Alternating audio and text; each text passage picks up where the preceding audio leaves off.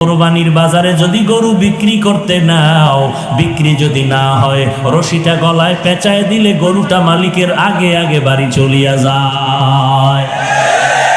গরুটায় মালিকের থেকে সব, মালিকের থেকে একটা টাকাও পায় না। গরুটা দিয়ে তাকায় দেখ, ঘুমানোর জন্য একটা আরামের বিছানাও গরুটায় পাইল না। কই গোয়াল ঘরে শোয়ায় রাখলো, তাকায় দেখো গরুটা কত কষ্টে সেখানে রাত্র কাটায়। মশার কারণে ঘুমাইতে পারে না, ভালো বিছানার কোনো আয়োজন নাই। এরপরও গাভীটা সারাটা রাত সজাগ থাকে, বাচ্চারে দুধ দিতে পারে না। নিজের ভিটামিন যুক্ত সব দুধ তার মালিকের দিয়া দিল, কোনোদিন প্রতিবাদ করলো না, ও মালিক আমার বাচ্চারে দুধ না দিয়া সব দুধ তুমি নিয়ে গেলা, তোমার কাজ করব না। এই বলিয়া গরুটা কোনোদিন মালিকের সাথে বেয়াদবি করে নাই। কোরবানির বাজারে যদি গরু বিক্রি করতে নাও, বিক্রি যদি না হয়, রশিটা গলায় পেঁচায় দিলে গরুটা মালিকের আগে আগে বাড়ি চলিয়া যায়। এরে বান্দা তাকায় দেখ, একটা কুকুর মালিকের কত পাগল, মালিকের জন্য জীবনটা পর্যন্ত কুকুর দিয়া দেয়, বহু প্রমাণ আছে।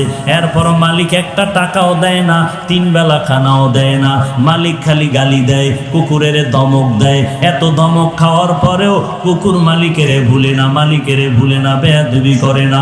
আর তোর মতো মানুষটারে আমি আল্লাহ মায়ের গর্ভে না পাক পানি দিয়া বানাইয়া, ওই মায়ের গর্ভে প্যাকেটের উপরে প্যাকেট, প্যাকেটের উপরে প্যাকেট, প্যাকেটের উপরে প্যাকেট, এক বিন্দু ছিদ্র নাই, বাহিরের অক্সিজেন ঢোকার কোনো কায়দা নাই। তোর এখন নাকার মুখে যদি কষ্টেপ দিয়া আধা মিনিট রাখা হয়, তুই আর বাঁচতে পারবি না নিঃশ্বাস না নিতে পারলে।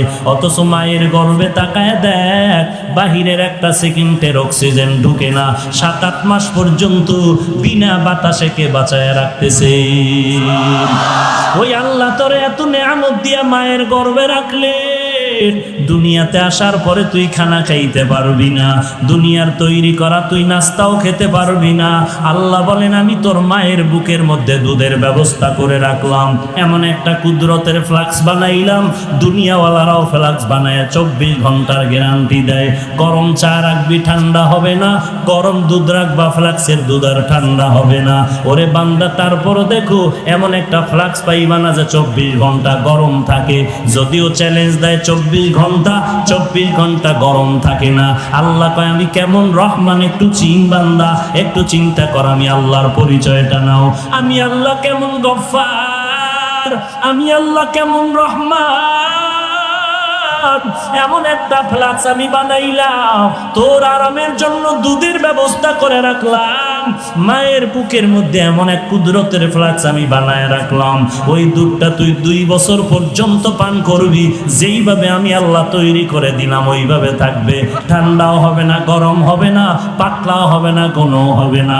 2 বছর পর্যন্ত দুধ পান করবি। ওরে বান্দা ওই ফ্লাক্সের দুধ কখনো নষ্ট হবে না। এরে বান্দা তাকায় দেখ, তুই দাঁড়াইতে পারো না, বসতে পারো না, আমি আল্লাহ তোর কত সুন্দর লালন পালনের ব্যবস্থা করলাম। তোর এখন বাথরুমের দরকার, মাকে বলতে পারো না আমারে বাথরুমে নাও। তোমার এখন খানার দরকার, আম্মা জানকে বলতে পারো না আম্মা আমাকে খানা দাও। কি করতেছো বান্দা? তোর একটা পুঁজি হলো শুধু কান্নার আওয়াজ, কান্নার আওয়াজ, কান্নার আওয়াজ। ওই কান্নার আওয়াজটা শুধু মা বুঝতে পারে। কান্না দিয়ে তুমি কি চাও? আব্বা জান বাচ্চার কান্না শুনে কয় বাচ্চা কেন কান্না করতেছে, তাড়াতাড়ি ভাত দে, ক্ষুধা লাগছে। মায়ে কয় না না, বাচ্চা এখন ক্ষুধার কান্না কাঁদে না, কারণ 3 মিনিট আগে বাচ্চাটারে কান্না দিয়েছি। বাবায় বলে তো কান্না করে কেন? বলে এখন বাচ্চাটা ঘুমায় যাবে, ঘুমের জন্য বাচ্চাদের একটা কান্না আছে, ওই কান্না কাঁদে। আল্লাহ কয় বান্দা তাকায় দেখ, বাথরুমে যাওয়া লাগবে, তুই বাচ্চা মানুষ বলতে পারো না, শুধু কান্না করো। ওই কান্নার মধ্যে তুই কখন কি চাও আম্মা জান বুঝতে পারে, আর জগতে কেউ বুঝে না।